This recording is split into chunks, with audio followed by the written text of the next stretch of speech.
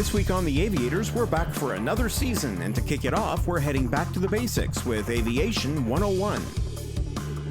We're getting to know our Aviators hosts a little bit better. Most people think of Cessna as they think high-wing tricycle gear. And we're going to meet the newest member of the Aviators team, country music star George Canyon, and learn how he overcame diabetes to become a pilot.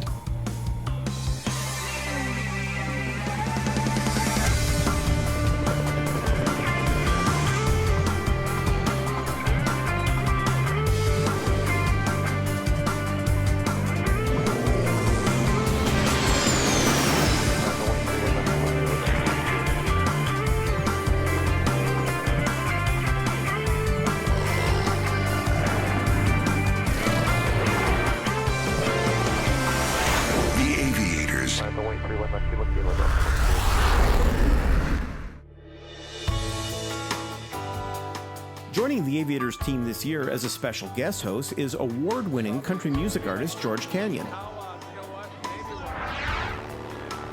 George's first dream as a kid was not being a country music star, but instead to fly airplanes. Well, when I was a kid, all I knew from 5 years old was the Air Force and Air Force pilot. That's all I knew. It drove my mom and dad crazy. I'd make them pull the car over when a plane would fly by, or when I was inside and I heard an airplane, I'd drop whatever I'm doing. I remember dropping a full glass of milk once on the carpet and running outside to see an airplane. I got in trouble for that one. But that's all I wanted. It was my whole dream. But George's dream was nearly crushed when at age 14 he was diagnosed with type 1 diabetes and was told that he'd never be able to join the military or be a pilot. But George endured. He threw himself into music and became a successful country recording artist. At the same time, technology advanced as well, and with the help of a special insulin pump and some changes to the aviation regulations, George was finally able to get his ultralight pilot's license. George's dream of flight began like most other pilots, with a love of aviation and a fascination with things that soar across the sky. The world of aviation can be fascinating, exciting, breathtaking, rewarding, and in some cases, overwhelming. This show is made by people who love aviation. We're private pilots, air traffic controllers, commercial pilots, and all-around aviation enthusiasts. And while this show is designed for everyone who has ever gazed skywards, it certainly helps to have some basic knowledge of aviation. So we're going to try and touch on some of the basic concepts in the hopes that some of the non-pilots out there can enjoy watching this show as much as we love bringing it to you. And here to kick things off is Aviators host and airline captain Jeff Lewis. When it comes to aircraft, there are thousands of different designs. Regardless of the aircraft type, they fall into three basic categories: transport category aircraft, military aircraft, and general aviation. Most people, pilots or not, are familiar with transport category aircraft. Airlines that operate wide-body jets, such as the ones I fly, or small charter companies that operate aircraft such as these, all fly these types of planes. The FAA or other countries' equivalents all regulate the safety factors incorporated in these aircraft designs. And if you want to fly these types of aircraft, be prepared to do thousands of hours of flying and a lot of training. The next major category of aircraft, and arguably the most popular, is military. Military aircraft include the most advanced, maneuverable, and expensive aircraft on the planet. These airplanes include fighter jets, bombers, and transport category aircraft, many of which have civilian counterparts. Military flights have their own set of rules and radio frequencies, and if you want to fly these types of planes, they'll teach you everything you have to know, but be prepared to enlist. Now that this aircraft doesn't fly in the military anymore, it falls into our third and largest category, general aviation. Aircraft that didn't fit in the previous two categories, such as this Diamond DA-40, are aircraft designed for general aviation. Pilots who fly for fun fly GA airplanes. These airplanes include standard certified light aircraft, warbirds that are ex-military, and home builds that people are building in their own backyards. So to recap, the three main categories of aviation are scheduled airline or air transport, which is any regular scheduled passenger flights, military, which is anything flown by the military, and general, which is everything else.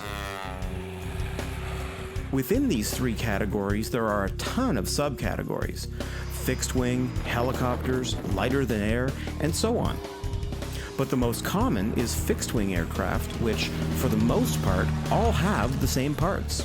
The three most identifiable parts of an aircraft is the body, otherwise known as the fuselage, the wings, and the tail. The tail, which we have here, incorporates two important flight controls: the rudder and the elevator. The rudder controls the left and right movement of the aircraft, known as yaw. The elevator controls the up and down movement of the aircraft, known as pitch. If the pilot pulls back on the stick or the yoke, the elevator goes up, pitching the aircraft nose up. If the pilot pushes forward, the elevator goes down, pitching the nose of the aircraft down. On the wing, there are two more important control surfaces: the ailerons, which help the aircraft to bank, and the flaps, which help provide lift and lower speeds.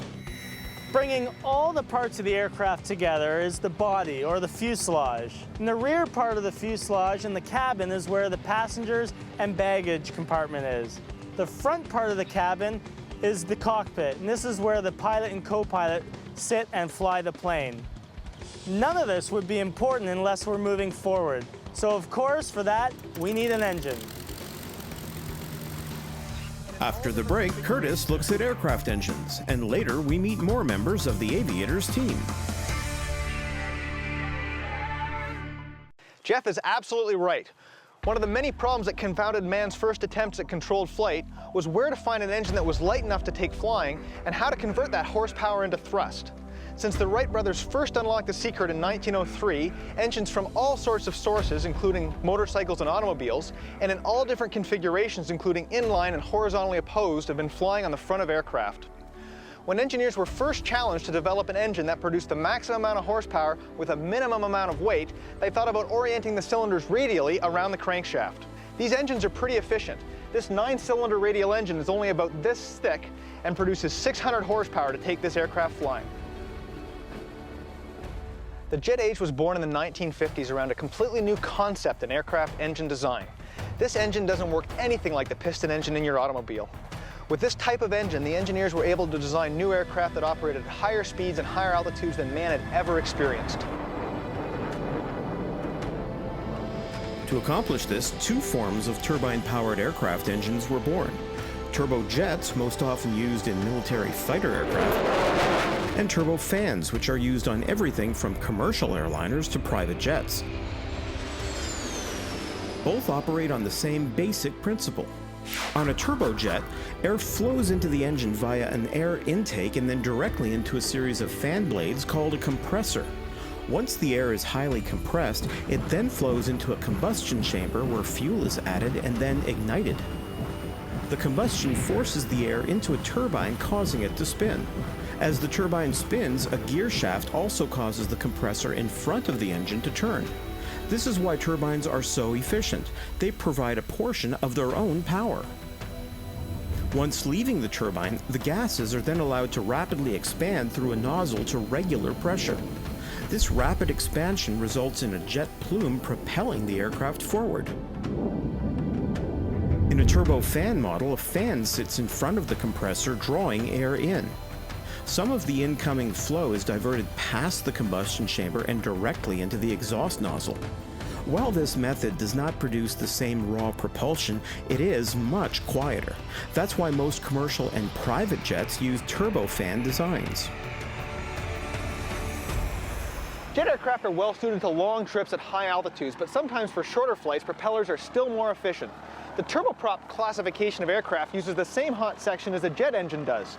The air is drawn in from the front, it's routed all the way back here to the back where it's turned 180 degrees and makes its way through the hot section. Except this time, instead of the exhaust propelling the aircraft forward, the exhaust actually runs a gearbox that makes the propeller spin.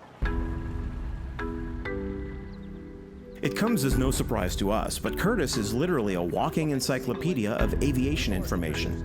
In his day job as an air traffic controller, Curtis has to process and regurgitate massive amounts of information every day. Outside of his day job, Curtis has been flying since he was in high school, and while air traffic control wasn't his first choice of careers, it's one that he's very happy to do. When I initially considered my career path, I thought that probably the right fit for me would be actually to go into corporate flying, where you get to fly small jets and you get to fly around with those. The lifestyle will be interesting. You're not going to the same destinations all the time, and there's more flight planning and more pilot work involved in flying those type of jets. As I got older and got into high school, I realized that that's probably no life for a married man. And it so happened that I had a distant cousin who was an air traffic controller in Toronto. Curtis has a home-built biplane that he's been working on for a number of years, but his latest project is the 195. Most people think of Cessnas, they think high-wing tricycle gear, like a 172 or a 150, like lots of people learn to fly in. But this is really a throwback and anachronism to the golden age of aviation. And the airplane itself that we own was built in 1947. It was the 35th aircraft built. The nice thing about this aircraft is it's got a radial engine. So it's one of the big things that sets it apart from most of the modern Cessnas. It's tightly cowled in there, but there's actually a 300 horsepower, 7-cylinder fuel-injected radial engine that was put on in 2005. And at the same time that they updated it in 2005, they also updated the instrument panel and put all the modern avionics in it. And one of the things that people think about when they see this airplane is they think it's a very pretty and delicate antique. But it's actually a pretty rugged aircraft. This one's flown about 4,300 hours in its career, and with it, it's been all over the southern United States. It's been down to Mexico, and we hope to take it to the Bahamas this fall on a trip of our own. So it's really meant to go someplace. Regardless of the engine or the type of aircraft, all fixed-wing aircraft work on the same basic theory. The wing is a truly magical invention that literally picks the airplane up into the air. When you look at various wing designs from overhead, you can see straight like this, delta wing, swept wing, trapezoidal, elliptical, all sorts of different wing designs. But if you look at a cross-section of the wing, they're going to look very similar every time. First thing to understand is that air particles are fluid, much like water. While they may not have the same density or cohesion as water particles, they both observe the same physics and interact with objects in a similar way. Picture, if you will, individual streams of air flowing in a horizontal fashion. Without anything interrupting or changing their flow, they move smoothly and are evenly distributed. When a wing is added to the equation, it disrupts the regular flow of air. This in turn causes different pressures on the wing and on the air particles themselves. Air moving along the top is initially compressed and pushed upwards. As it curves along the top of the wing and downstream, it is decompressed towards an area of low pressure. The air moving along the bottom of the wing, while initially compressed downwards, smooths out and maintains relatively uniform pressure throughout. The difference in pressure between the top and bottom of the wing, combined with the forward thrust of the engine, cause the aircraft to lift off the ground.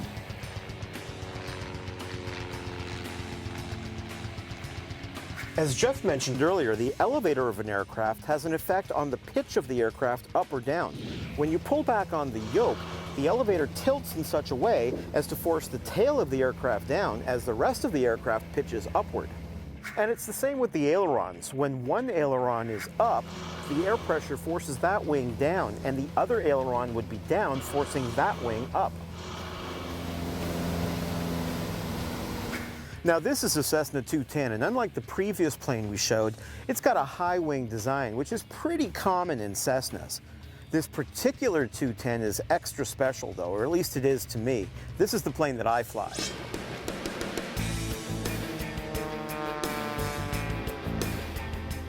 That's right, I'm also a pilot, with both an instrument and a night rating. While the 210 occasionally gets used as a camera platform, for the most part, I fly it for pleasure. What can I say? Being a pilot is a lot of fun.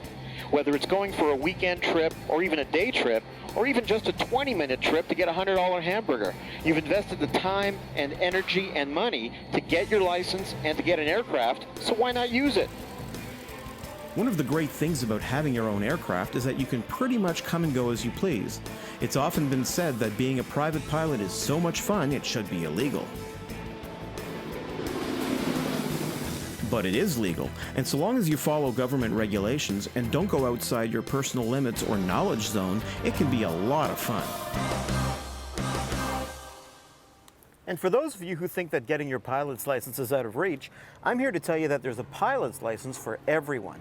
And if you put your mind to it and decide that that's what you want to do, then nothing can stop you. In fact, I know someone who got her pilot's license at a very young age. Coming up, Sarah looks at pilot licensing, Give it a shot, and George and I did. Kenyon tells us about his journey to becoming a pilot.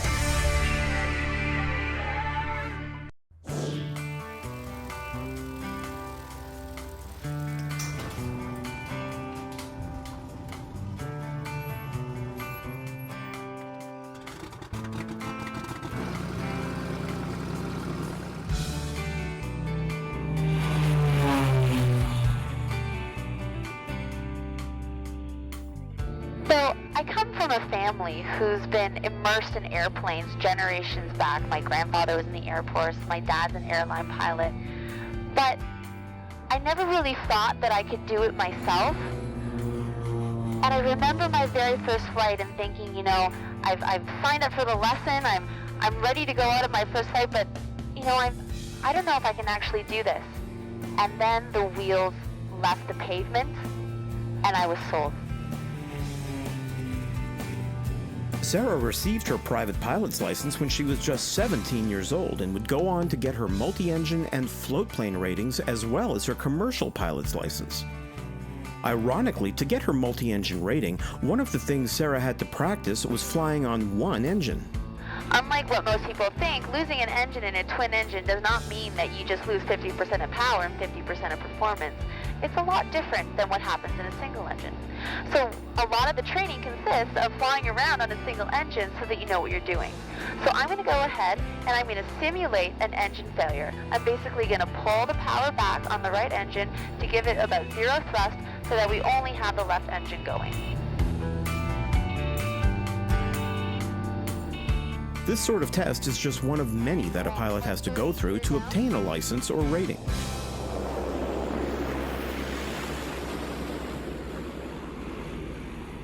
So how does all of this licensing and rating stuff work anyway? Well, just like a driver's license, you need to have a license to be able to fly an airplane. And depending on what you want to fly, where you want to fly, or how you want to fly, you're going to need additional endorsements and ratings to get that done. So let's go right into it. What is the first step? Well, the first step in getting a private pilot's license is getting your student pilot permit. It doesn't take a specific amount of time.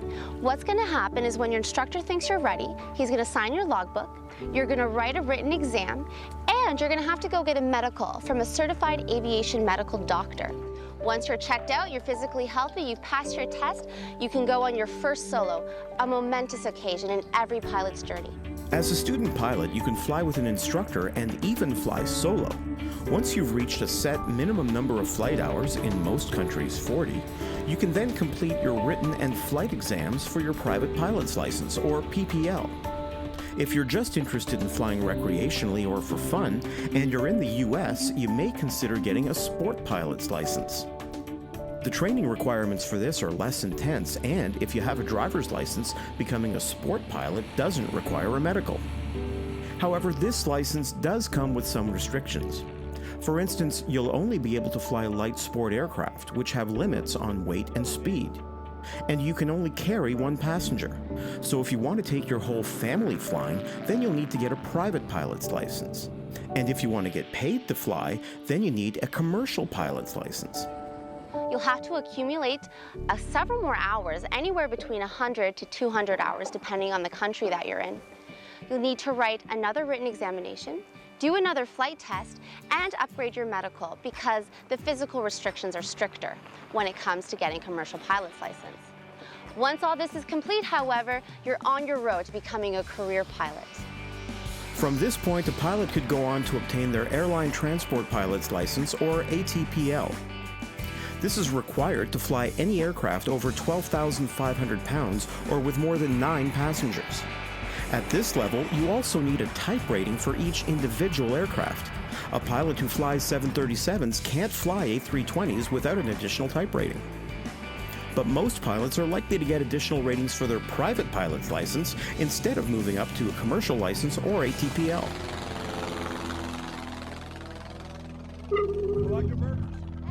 Aviators host Raylene Ranger is a pilot who not only has her ATPL, but in the process has racked up several ratings.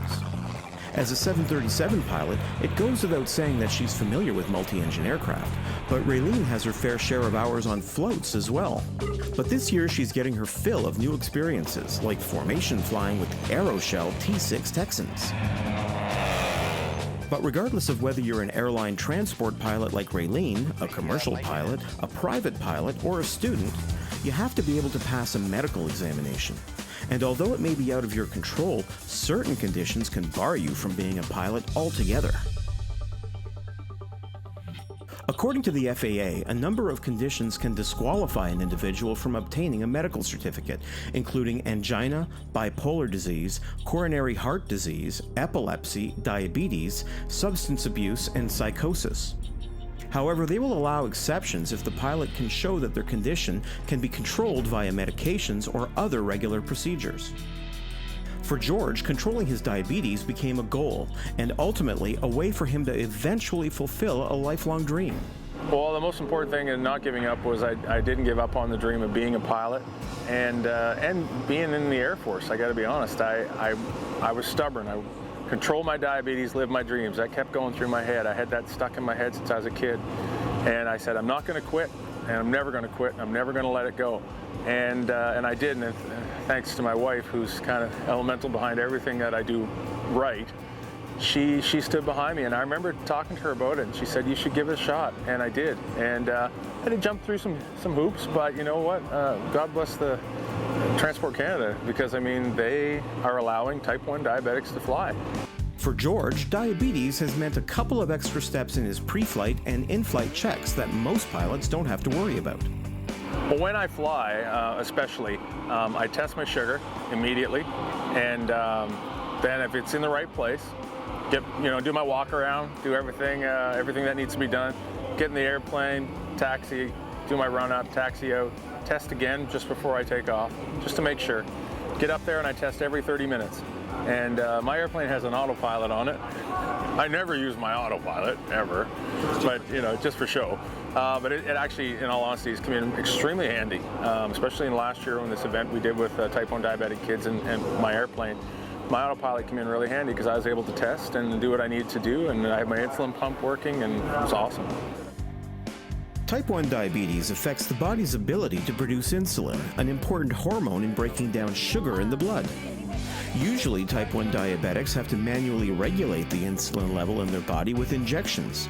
Thanks to a special insulin pump, George doesn't have to manually regulate his insulin levels as closely. I'm taking control of my diabetes, and every diabetic, no matter how young they are, can do this. Just take control of the proper level. And my Animus insulin pump, which just happens to be clipped to my side right now, this thing really gave me back my life. I remember what it was like when I was 13 years old and a type 1 coming into 14. And when I was 13, I lived a normal life. I didn't think anything about, I ate what I wanted, I did what I want. Becoming a diabetic, that changed everything. And this pump has given me that freedom back. I've gone and been able to be in the music business successfully and not have to worry like I used to in the past. I got to make sure I eat. What time is it? I don't do that anymore. Now with this pump, I still exercise regularly, as everyone should, not just type 1 diabetics. I eat appropriately, like everyone should, not just type 1 diabetics. But this thing lets me, certain days in my life, forget I'm even diabetic. It's unbelievable.